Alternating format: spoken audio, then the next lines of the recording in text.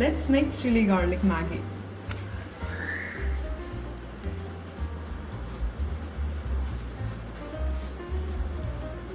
एक चम्मच तेल, महीन कटी मिर्च और लहसुन,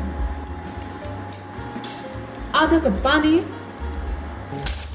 मैगी। अब जाएगा इसमें टेस्ट मेकर। अब जाएगी इसमें मैगी।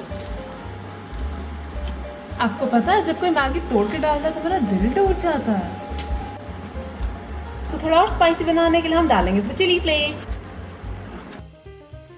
और इसमें और अच्छा टेस्ट देने के लिए हम डालेंगे थोड़ा सा butter.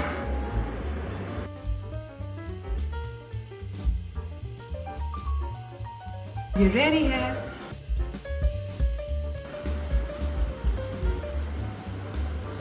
Do follow, like, subscribe and share.